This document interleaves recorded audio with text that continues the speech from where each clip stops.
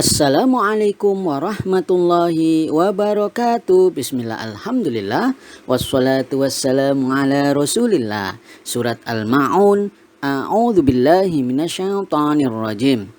Ara'aital ladzi yukadzibu bid-dini fadzalikal ladzi yad'ul yatima wa la yahuddu ala ta'amil miskini fawailul lil musallina alladzina hum an salatihim sahuna alladzina hum yura'una wa yamna'unal ma'una. Tahukah kamu orang yang mendustakan agama? Itulah orang yang menghardik anak yatim dan tidak menganjurkan memberi makan orang miskin. Maka kecelakaanlah bagi orang-orang yang sholat, yaitu orang-orang yang lalai dari sholatnya, orang-orang yang berbuat ria dan enggan menolong dengan barang berguna. Kita mulai dari Ara'aital ladzi yukadzibu bid-dina. Tahukah kamu orang yang mendustakan agama? Kalau kita perhatikan, maka kita bisa mengatakan ayat pertama ini sebagai susunan jumlah fi'liyah atau kalimat yang diawali dengan fi'il. Kita juga ingat bahwa ketika jumlah fi'liyah atau kalimat yang tersusun diawali dengan kata kerja, maka kita teringat pada pokok-pokok pembahasan di mana ada fi'il atau kata kerja, ada fa'il, pelaku, dan juga ada maf'ul bih atau objeknya. Ketentuan-ketentuannya kita tentu sudah pernah membahas di ayat-ayat sebelumnya. Mari kita mulai dari ara'aita. Artinya tahukah kamu?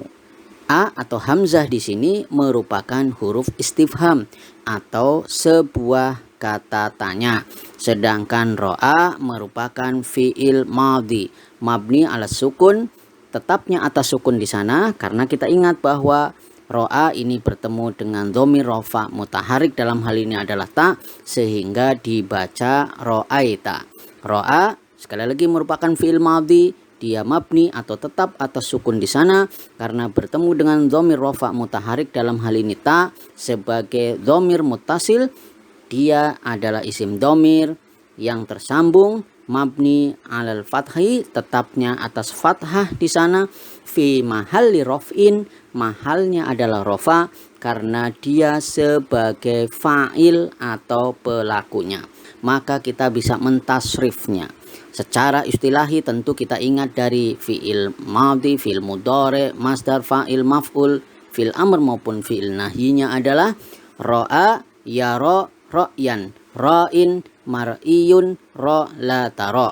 Dan ketika kita mentasrif secara lughawi dari huwa huma hum, hiya huma hunna, anta antuma antum, anti antuma antunna, ana nahnu, maka fi'il madhinya kita sampaikan ro'a ro'aya ro'au, ro'at ro'ata ro'aina, ro'aita ro'aituma ro'aitum, ro'aiti ro'aituma ro'aitunna, ro'aitu ro'aina. Terlihat di situ ro'aita merupakan fi'il madhi dengan dhamir rafa mutaharik, dalam hal ini adalah ta di sana sebagai fa'ilnya.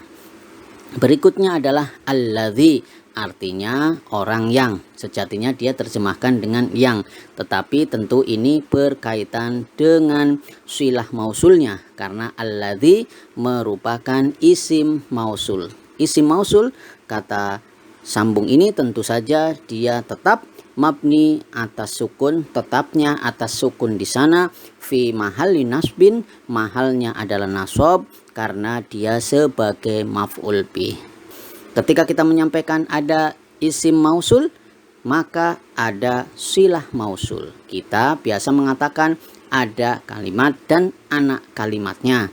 Anak kalimatnya adalah yukadzibu, artinya yang mendustakan.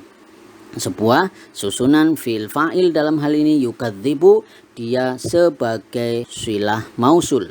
Kita ingat yukadzibu merupakan fi'il mudhari, dia kata kerja yang sedang berlangsung atau akan berlangsung, marfu, dia rofa. Kenapa? Karena dia sepi dari amil jazm maupun amil nasab.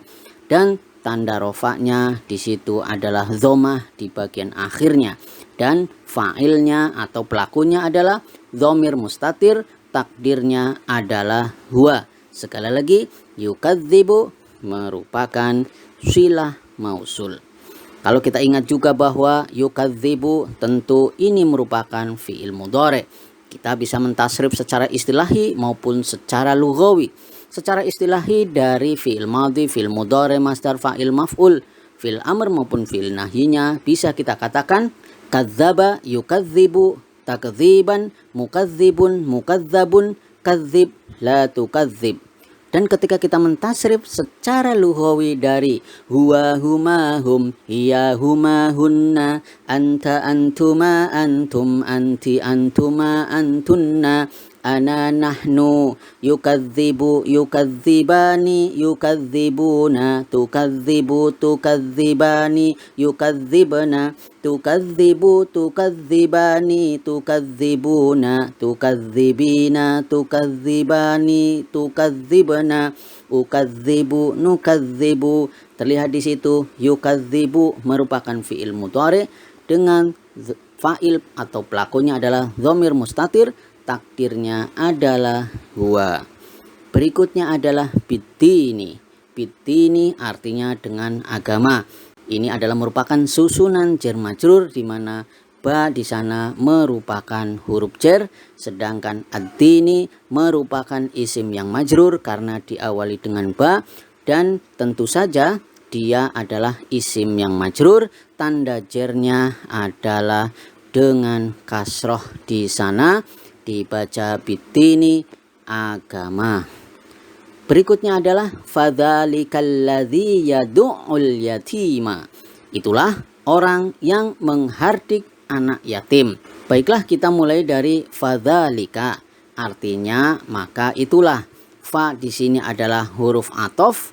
Tentu saja dia mabni tetap atas fathah di sana. Dan ingat, ketika kita menyampaikan huruf athof, maka ada ma'tuf dan ma'tuf alaih. Ma'tuf dalam hal ini adalah dzalika. Dzalika yang merupakan isim isyarah atau kata kerja tunjuk, tentu dia merupakan ma'tuf. Ma'tuf ala alladzi yukadzibu. Sebagaimana yang sudah kita bahas sebelumnya, alladzi yukadzibu, orang-orang yang mendustakan, dalam hal ini mendustakan agama, maka di situ bisa dihubungkan dalam hal ini yakni dzalika. Alladzi artinya orang yang. Ini kita paham bahwa ini adalah isim mausul, dia kata sambung, mabni atas sukun di sana, tetapnya atas sukun, fi mahalli nasbin, mahalnya adalah nasab. Kenapa? Karena dia sebagai naat atau sifat dari isim isyarah. Seolah-olah kita juga ingin mengatakan bahwa alladzi ini merupakan sifat dari dzalika, dan dzalika ini tentu berkaitan dengan alladzi yukadzibu, orang-orang yang mendustakan agama. Alladzi yaitu orang yang. Alladzi tentu membutuhkan silah mausul karena dia sebagai isim mausul. Ingat ya, kalau kita berbicara tentang isim mausul, silah mausul, kita sedang berbicara tentang kalimat dan anak kalimatnya. Anak kalimatnya atau silah mausulnya adalah yadu'u. Yadu'u artinya dia menghardik. Yadu'u tentu kita ingat bahwa ini adalah fi'il mudhari. Dia kata kerja yang sedang berlangsung atau akan berlangsung. Marfu, dia rofa. Kenapa? Karena sepi dari amil jazm maupun amil nasab. Tanda rofanya adalah dhammah di bagian akhirnya. Dan ingat, ketika ada fi'il tentu dia memiliki fa'il atau pelakunya. Dan fa'il atau pelakunya adalah dhamir mustatir, takdirnya adalah huwa atau dia.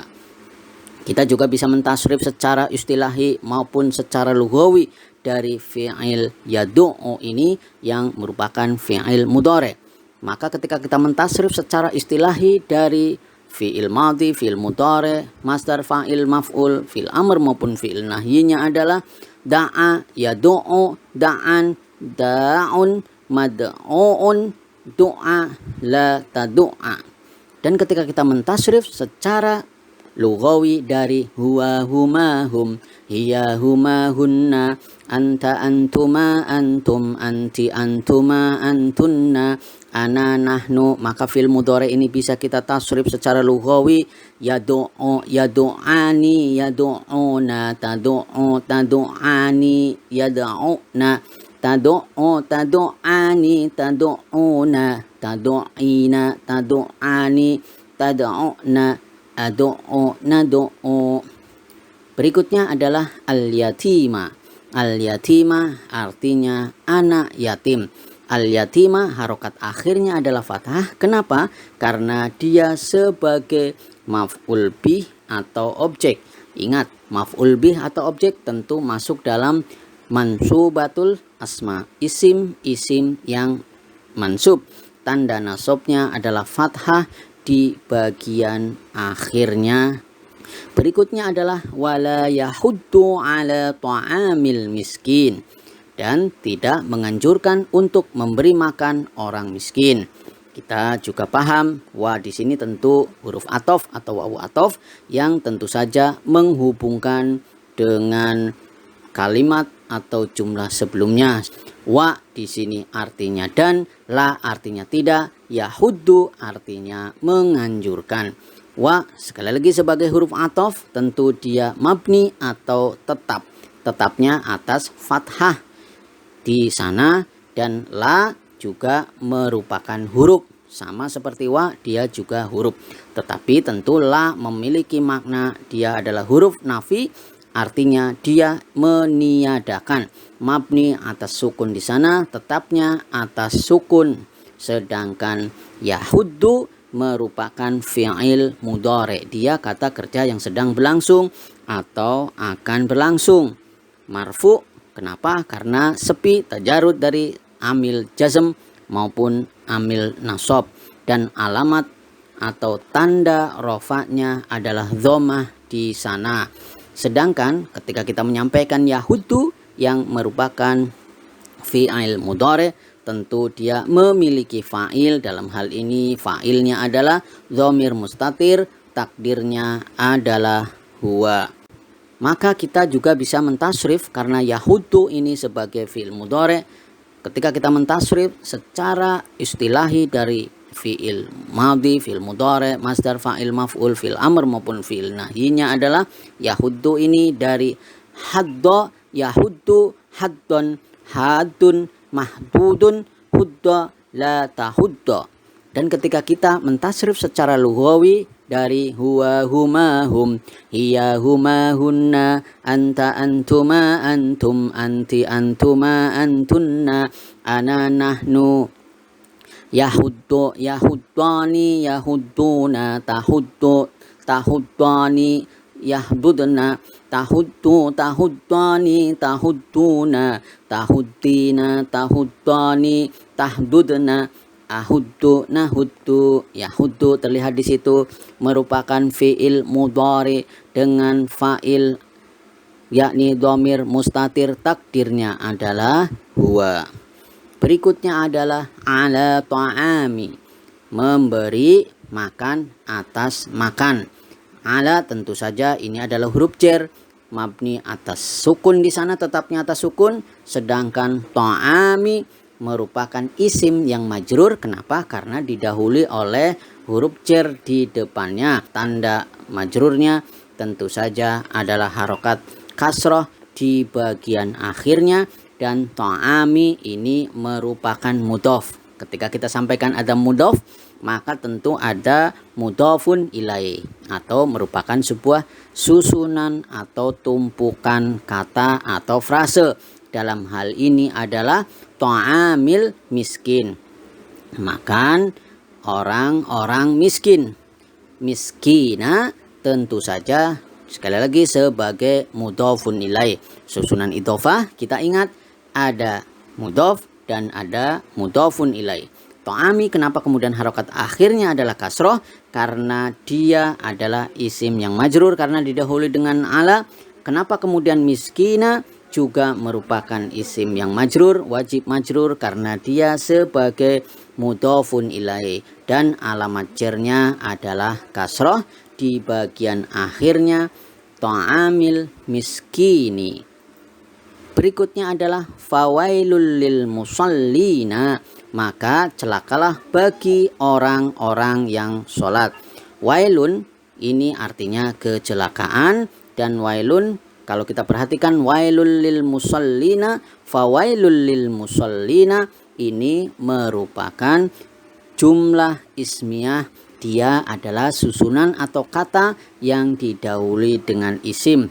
Wailun sebagai mubtada dan lil musallina sebagai khobar. Wailun yang merupakan mubtada ternyata dia nakiroh. Kenapa dia disebut nakiroh atau bersifat umum? Karena di situ ada tanwin di sana.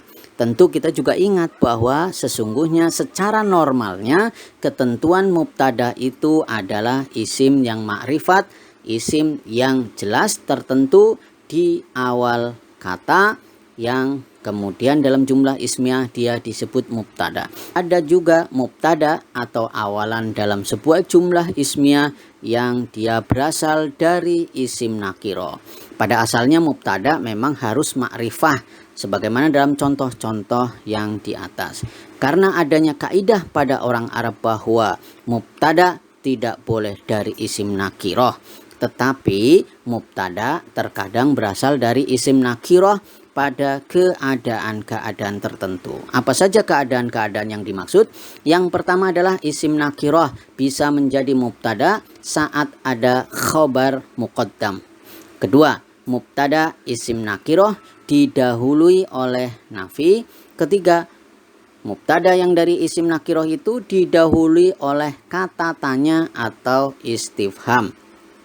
Yang keempat, mubtada berupa nakiroh disifati oleh sesuatu. Kelima, saat mubtada berfungsi sebagai amil. Yang keenam, mubtada berupa mudhof. Yang ketujuh, mubtada berupa syarat. Yang kedelapan, mubtada jatuh sebagai jawaban pertanyaan. Yang kesembilan, lafadz yang umum, misalkan kullun.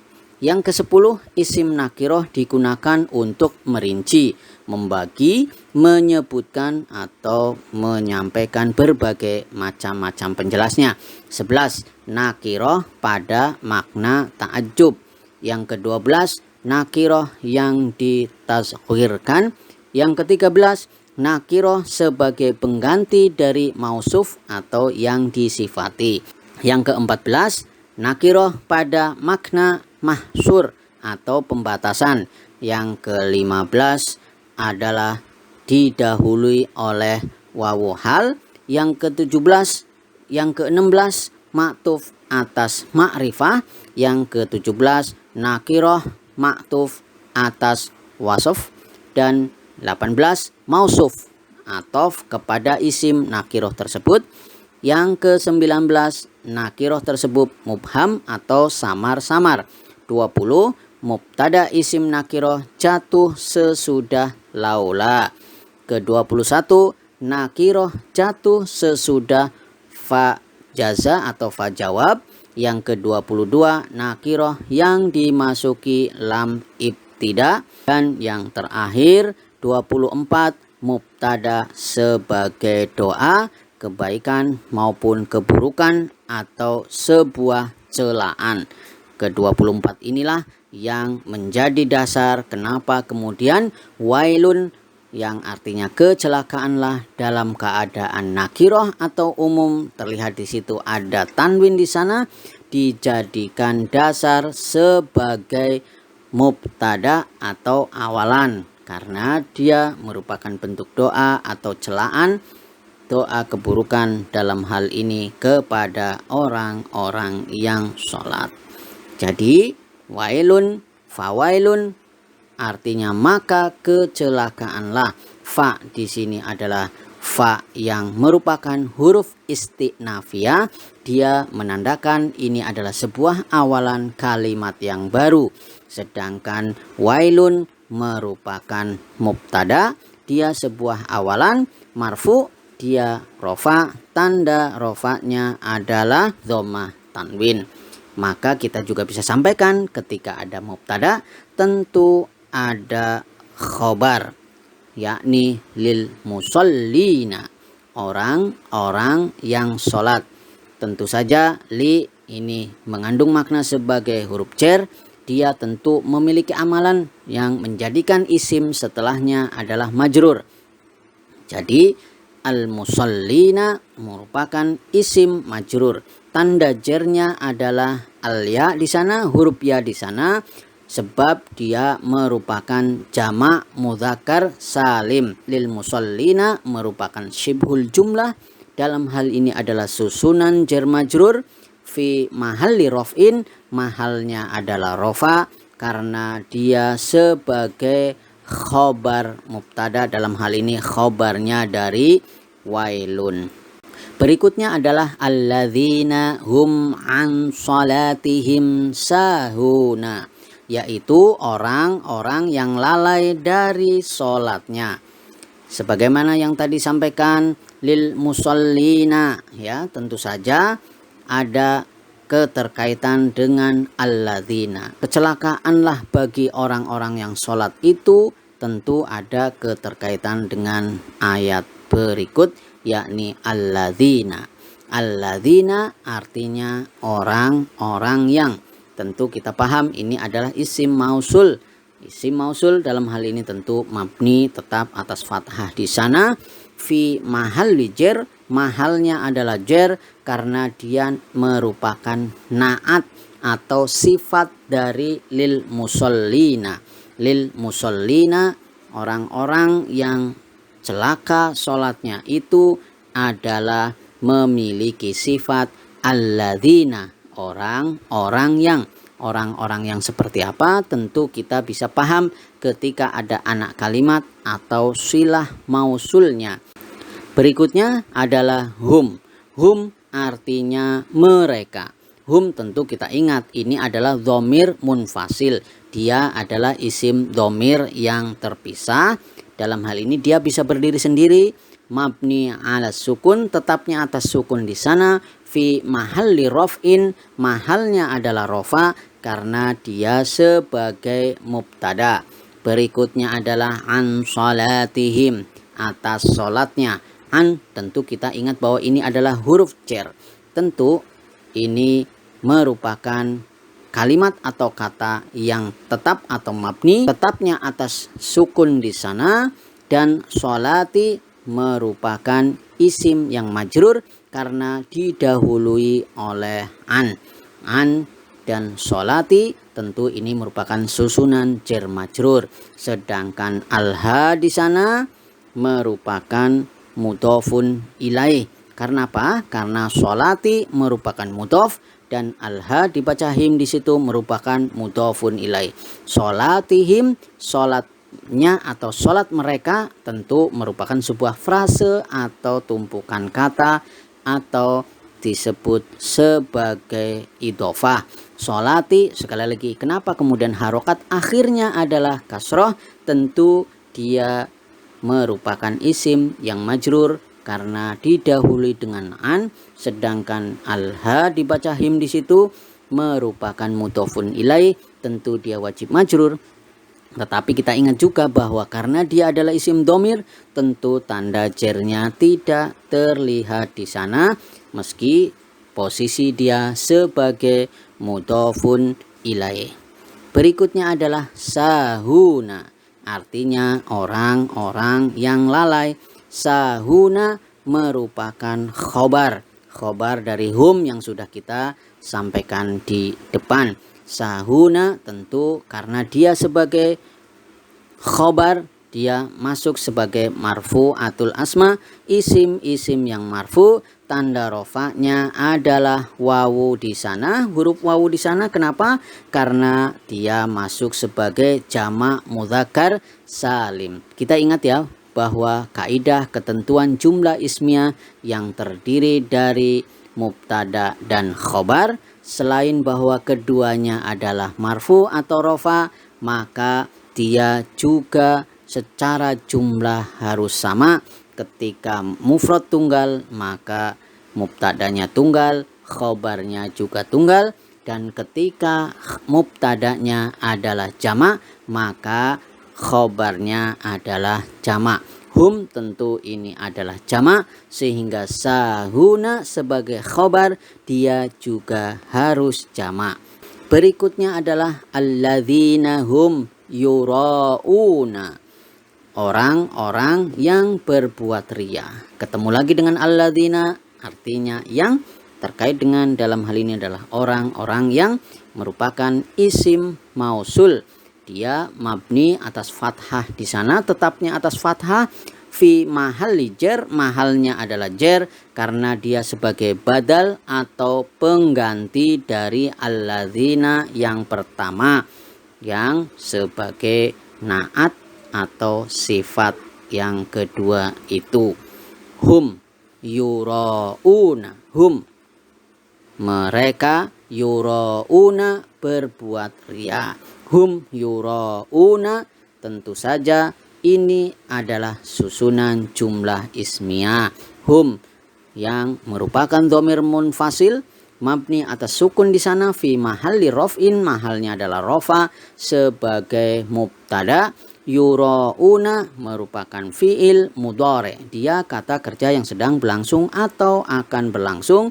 Marfu, dia adalah rofa, tanda rofanya adalah thubutun nun, tetapnya nun di sana karena yurauna merupakan bagian dari af'alul khamsah, fi'il yang 5 yang ketika dalam keadaan marfu tanda rofanya adalah thubutun nun, tetapnya nun di sana, dan ada wawu di sana terlihat merupakan wawu jamaah, dia sebagai fa'il atau pelakunya, sehingga fa'il pelakunya banyak dan kita terjemahkan sebagai mereka.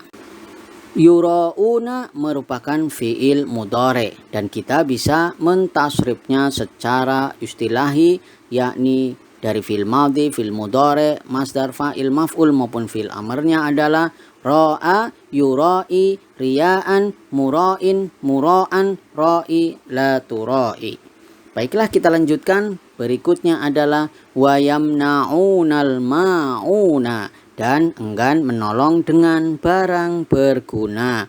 Wa yamna'una, wa di sini artinya wa yang merupakan wawu atof. Ingat ya, ketika ada huruf atof dalam hal ini adalah wawu atof, tentu dia menghubungkan fi'il dengan fi'il atau isim dengan isim.